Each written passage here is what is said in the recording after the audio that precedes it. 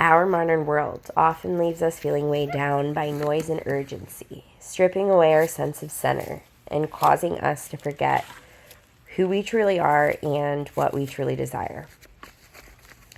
This chaos can create a narrative for us that it is impossible to escape this fast-paced world.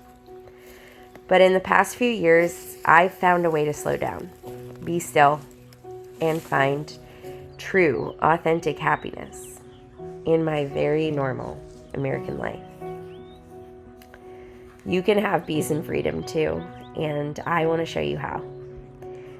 In this video, I will teach you 3 actionable steps you can take immediately to slow down. The clips in this video are from last weekend, spent gardening with my family, cooking and eating with our friends, and spending most of our time outside.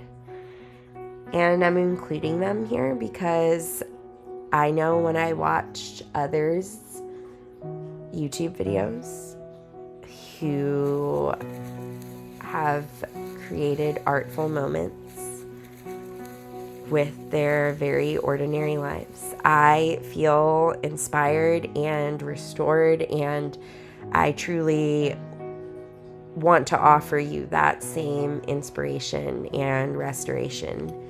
The slow living trend isn't new, but in 2025, a world fueled by caffeine and notifications where productivity is prized over peace, it feels more urgent than ever.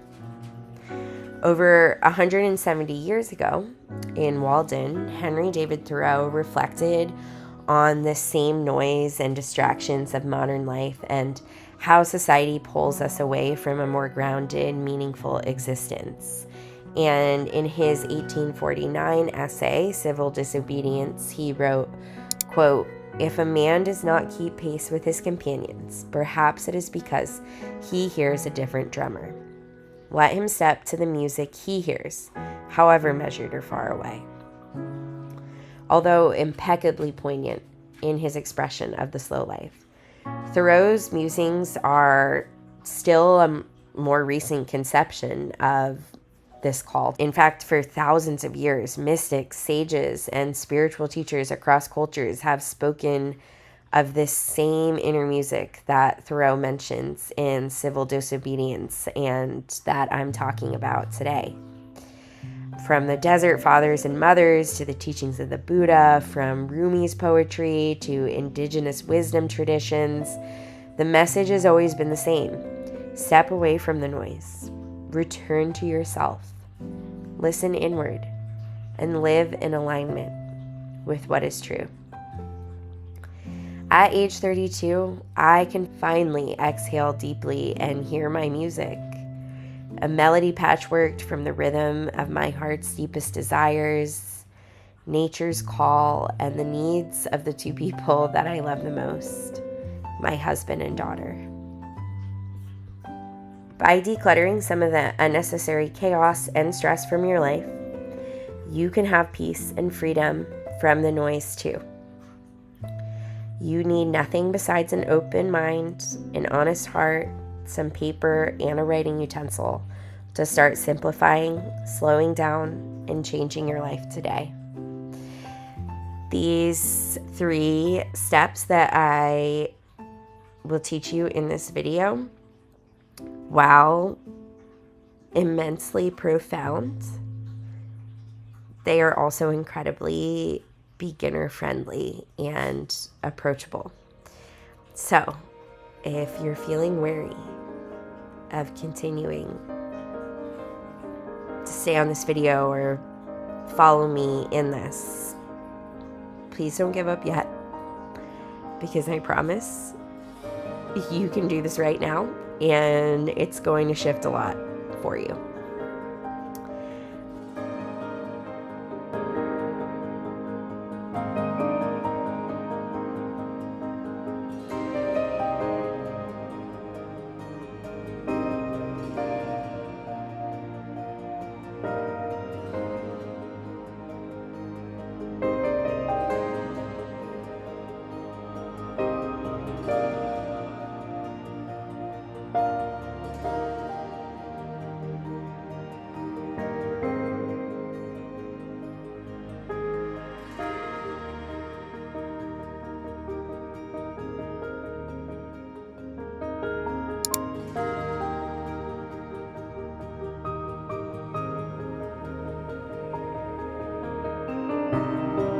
What I want to teach you today is 3 simple steps you can take immediately. They've been really helpful to me throughout my evolution of slowing down, simplifying my life, and getting clear on who I am and what I want for myself and my family. These 3 simple steps are going to help us get clear on how we can tangibly slow down in our everyday lives. This isn't about buying a homestead and chickens, although that would be lovely and it's definitely a dream of mine myself. These are things we can do right now in the home, life, job that we already have. True simplification in your life, truly slowing down, doesn't come from some philosophical space.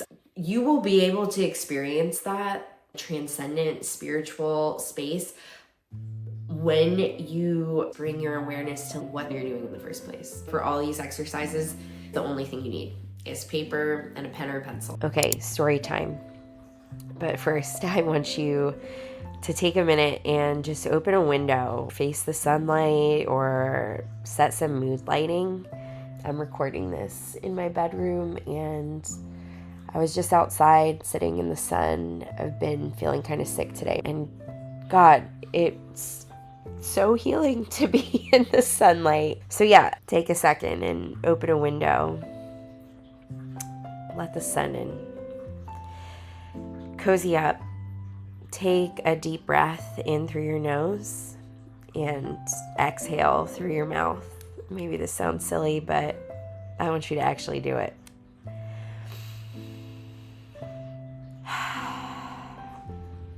So when I try to describe what slow living and simplifying my life have given me, I don't really think of grand moments or perfect days. I actually think of quiet moments and feelings, textures, sounds. Okay, so the story. It was summer before my senior year of high school, and this story may seem silly at first, but stay with me. I think it evokes a feeling that you'll understand. So I was texting some boy caught up in the familiar storm of teenage angst, and my parents came in and took away my, at the time, flip phone for breaking curfew the night before. And initially, I expected to be furious, but actually instead, I felt this deep sense of relief, and I was 17 years old. And in reflection, even at that age, what I realized, it was the first time in days, maybe weeks, someone had given me permission to put down my phone and stop worrying. Without the phone, I remember I swam in our pool in the backyard with my dad. I can remember listening to Dave Matthews Band as we were swimming and just having good conversation, eating grilled chicken and corn on the cob in an oversized t-shirt on our back deck, and just no one to impress, no pressure to perform, just truly love and peace.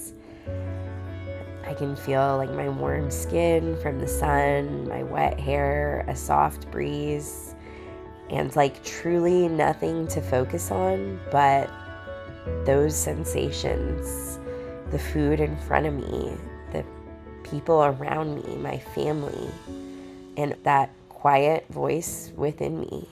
I lost that feeling and that sense of safety for quite some time. Life got loud. It got fast, demanding, but I found my way back, and I promise you can too. The birds sound so calming. Am I turning into an old lady? During my yoga training, I came across a quote from Eckhart Tolle's The Power of Now. He says, "Wherever you are, be there totally. What Toll is really pointing out to us is the gift of presence, being fully with whatever you're doing without constantly striving for something else or wishing the current situation was different. It's easy to get caught up in this idea that happiness is something to be chased, but in reality, it's about being fully immersed in the moment, even the difficult moments.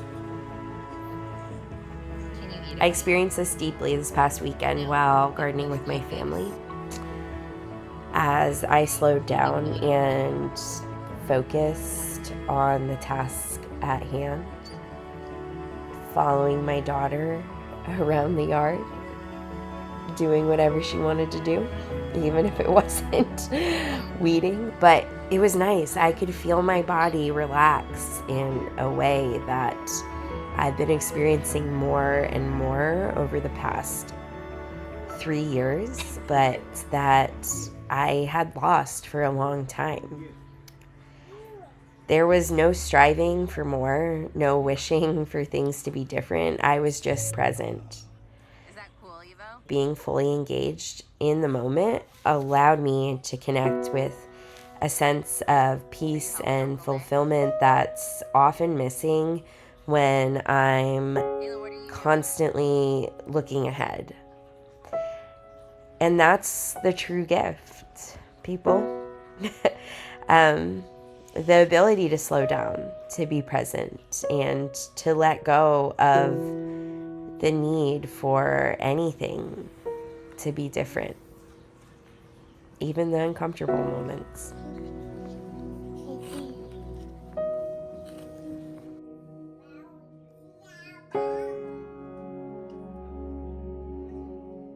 All these exercises, the only thing you need is paper and a pen or a pencil. First, identify what's draining us or what doesn't matter. Then become aware of where our time is going, how we're spending our time. Lastly, commit to one slow living practice that we can hold ourselves accountable with and commit to 30 days. To start, identify what matters most to you by listing what doesn't. One of the healthiest things I've done for myself and my family is to stop caring about things that do not matter to me and to stop caring what others think. What we're doing here is using our perceptions by comparing things. The contrast effect is when you're experiencing something that you don't like, it highlights for you what you want. I think a really strong example that a lot of people can relate to is being at work when it's boring, draining, and burning you out and you don't want to be there.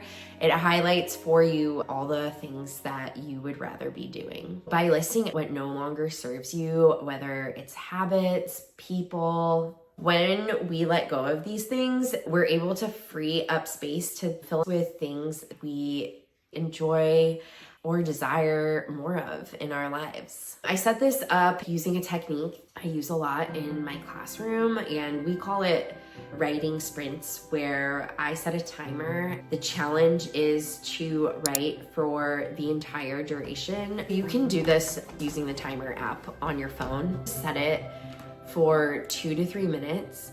And during that 2 to 3 minutes, write down, you can list it, you can journal it. What habits, expectations, or activities no longer support my joy? Okay, you're gonna write non-stop during the timer. If you're stuck, just write, I can't think of anything right now.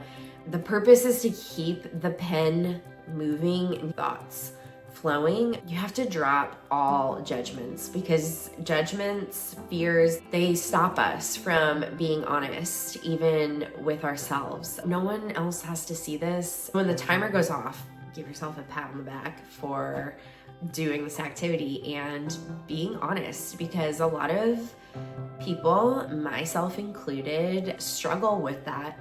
Let's set another 2-minute timer and finish this sentence. what my heart desires is. Let your guard down. No one has to see this. I would love if when you're done, you share in the comments what you've realized about yourself.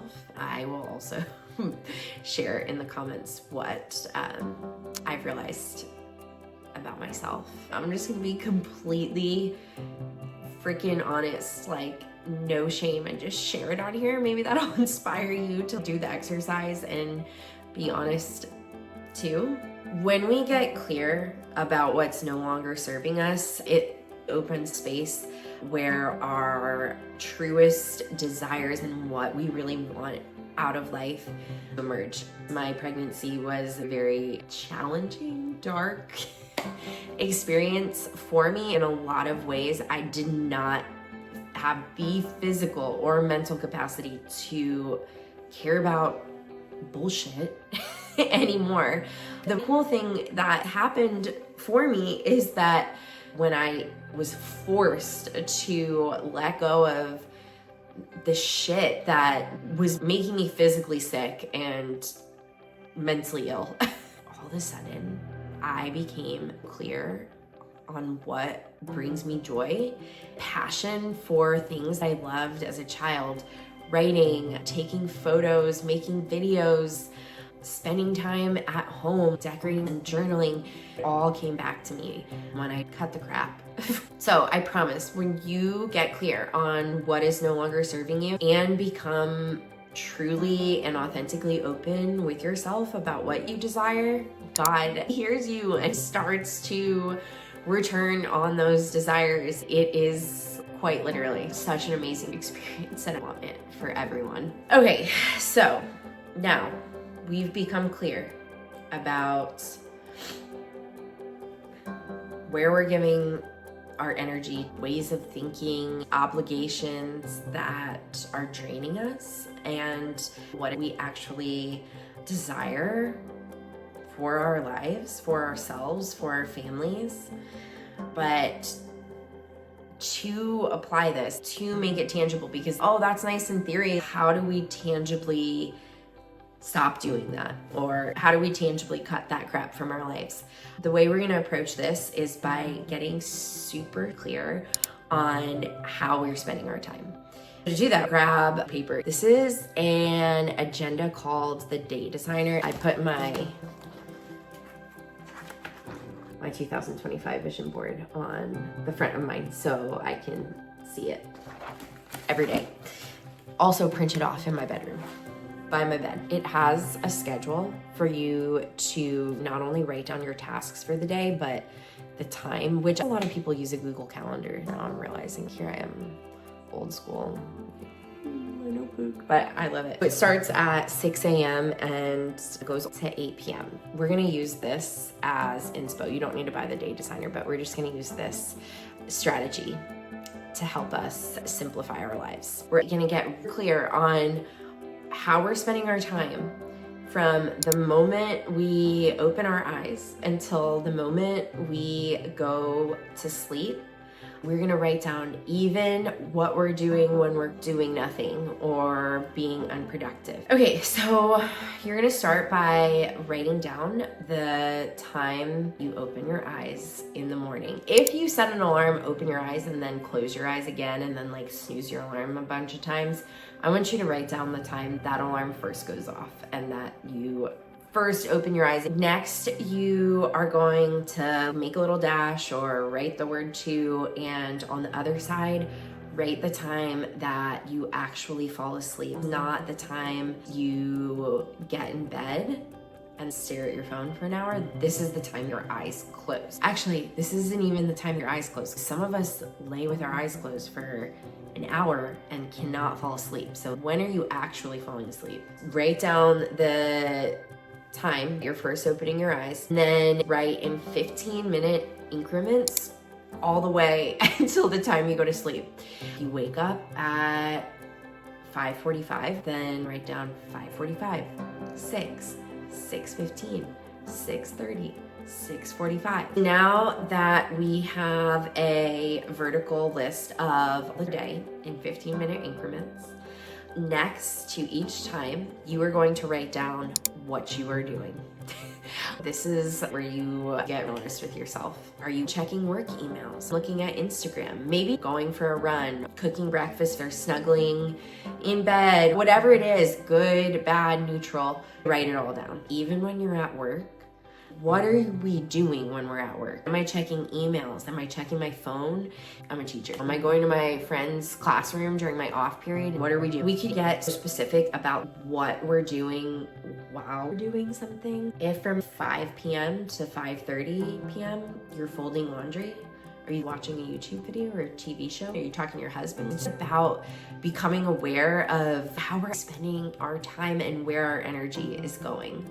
We can't begin to simplify our lives if we are lacking any awareness of how we're spending our time. Now that everything is laid out on your paper, focus on letting go of one time-wasting habit. Seeing everything on the paper could be jarring, depressing, anxiety-inducing. It might be exciting. Maybe you're like, shit, I'm already living slow. I'm already living a healthy, happy life. Maybe I'm creating this narrative in my head that I'm not good enough or there's something different I should be doing, but really I am super grateful and happy for the way I'm spending my time. When we try to change too much at once, it can be overwhelming for the rhythm and flow of our physical bodies. To be sustainable, we're just gonna pick one. Cut that one thing for 48 hours. Honestly, if you just want to wake up in the morning and quit your job, I'm not going to judge you on that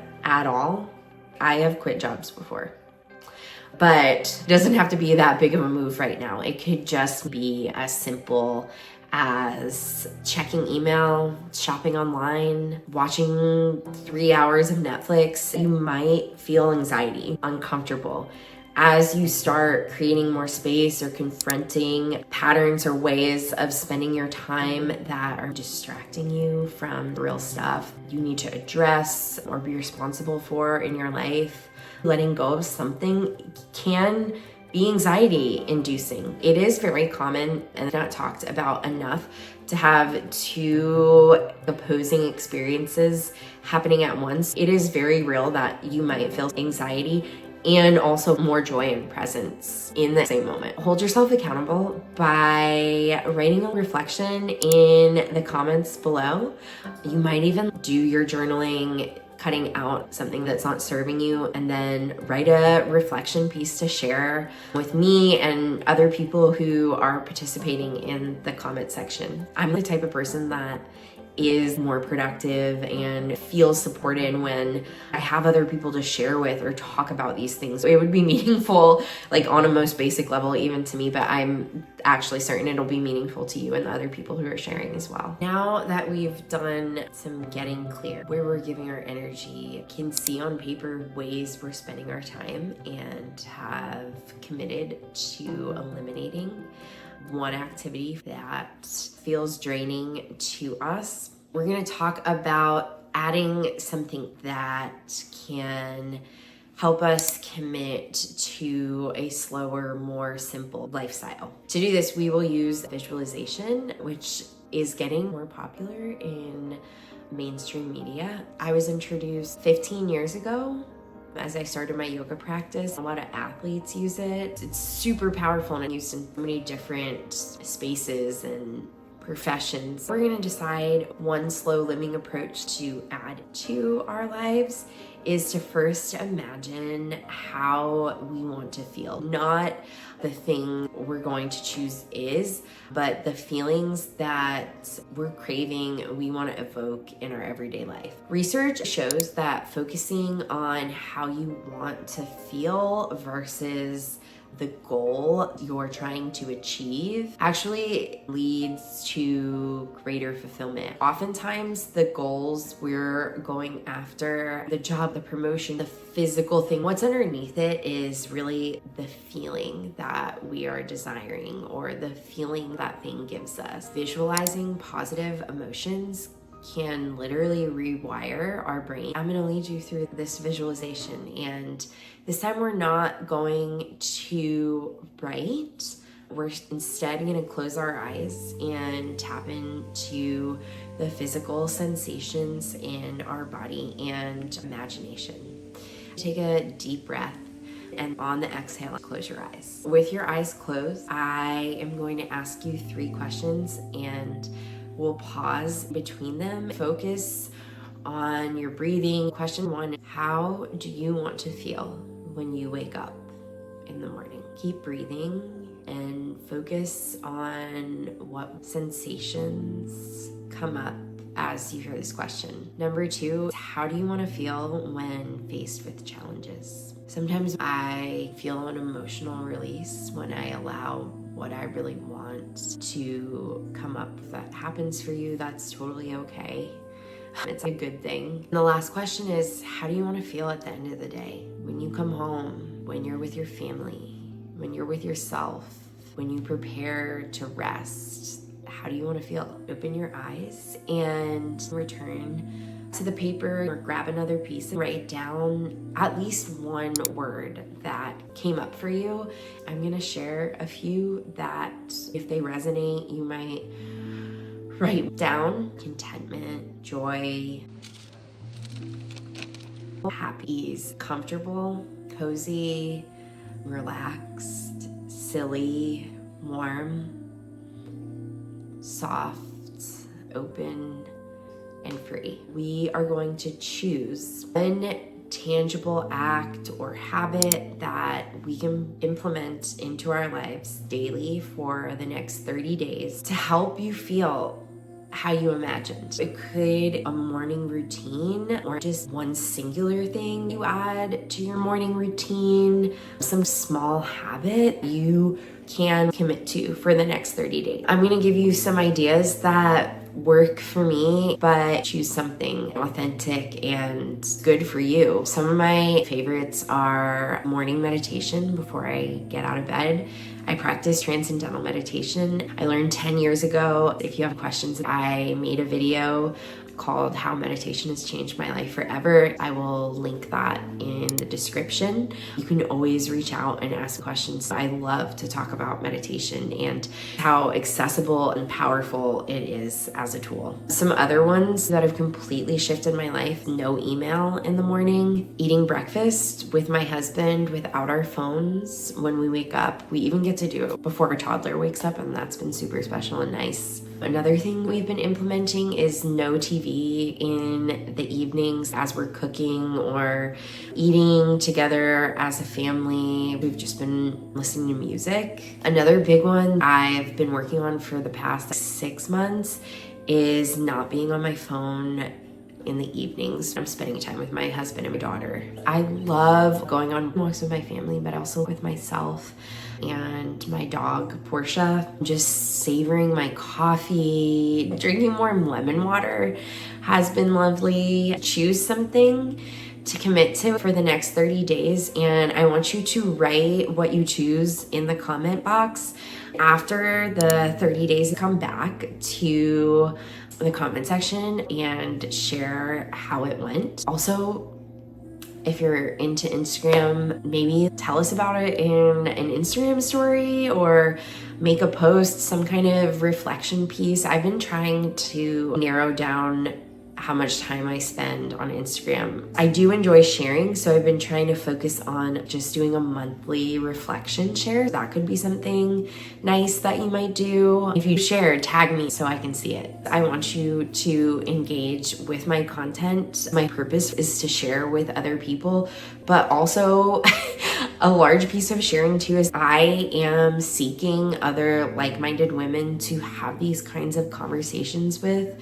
When I say like-minded, your life doesn't need to look like mine, but people invested and interested in slowing down their lives and really living in an authentic way that cuts out all the noise telling us how to spend our money, even if it doesn't feel right. I'm seeking that in my life. In addition to desiring people to engage with my content, I want to engage with other people in this way too. I don't want it to be one-sided. If this video inspired you, if it was able to shift your perspective, shed awareness on ways you were spending your time that are unnecessary or not adding anything to your life, or more importantly, that you feel you're beginning to have the same permission to cut society's crap and tune in to what feels right for you, your family, your body, your relationship with God and nature. That our self-worth doesn't need to be tied up in productivity or what other people think. I would for you to like and subscribe to my channel. By subscribing, you will continue to get real and honest conversation from me about the truth we have been lied to about what a meaningful life looks like. I want to offer super practical, tangible, do now skills, activities, ways of reframing your thinking that you can implement into your life right now. My name's Allie. I'm a mom, teacher, a certified yoga instructor, avid meditator, writer, and a normal woman trying to do my best. I'm excited to share everything I've learned over my years on earth. My background in teaching brings an edge to this, and I feel confident if you're stuck or living in a way that does not feel right or healthy in your body, I have the skill to take you there, not just talk about it, but actually teach how to keep coming back to authenticity and wholeness, and to simplify and slow down. If that's you, subscribe to my channel and share this video with someone who could benefit. Hopefully by sharing, we can start a conversation and share ideas and resources. I am committed to this, myself and my family. I can't wait to keep creating, sharing, and teaching more soon.